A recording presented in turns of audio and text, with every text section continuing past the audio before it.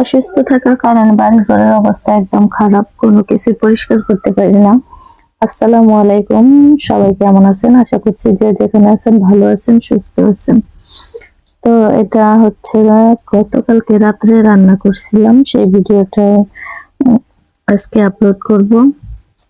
তো অসুস্থ থাকার কারণে কোনো কিছু ভিডিও করা হয় না, আর খুব ভালো করে ভিডিও করতেও পারতেছি না, কারণ আসলে শরীর ভালো না থাকলে কোনো কিছুই ভালো লাগে না। আজকে আপনারা জানেন অনেকদিন ধরেই অসুস্থ, ঠান্ডা, জ্বর, গলা ব্যথা। তো আজকে 2 দিন ওষুধ খাওয়ার পরে আজকে দিনটা গলা ব্যথাটা অনেকটাই কমছে, মানে ধরতে গেলে একদম নাই, কিন্তু কাশিটা প্রচুর পরিমাণ আছে। আর কাশি আমার খুবই খারাপ লাগে, আমার না শুধু, আমি মনে করি সবারই কাশিটা খুবই বিরক্তকর। এই যে বয়স দিতে গেলেও কত সময় যে কতবার বয়স কাইটা দিতে হয়, মানে কিছুটা বয়স দিছি তখনই কাশি শুরু হয়। তো তখন আর বয়সটা রাখতে পারি না, কাইটা দিতে হয়।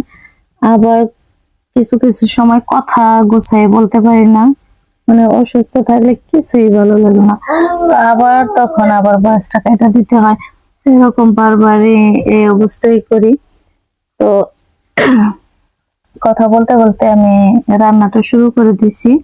আর একটা রুই মাছের, মানে ছোট রুই মাছ ছিল, মাছটা একেবারেও ছোট না, তো 4-5টা পিস হয়েছে আর কি।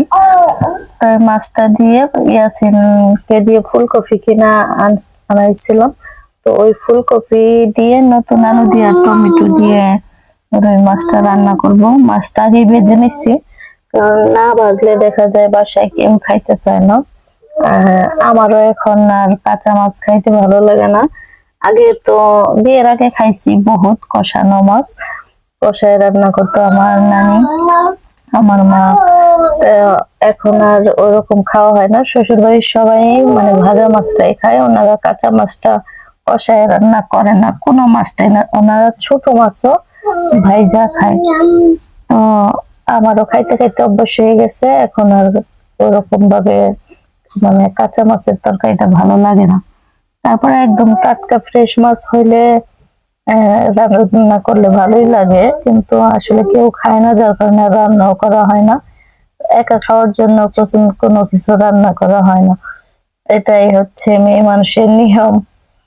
আমি না শুধু, বেশিরভাগ মেয়েরাই পরিবারের পছন্দ অনুযায়ী রান্না করে, নিজের পছন্দ অনুযায়ী কোনো কিছুই রান্না করে না।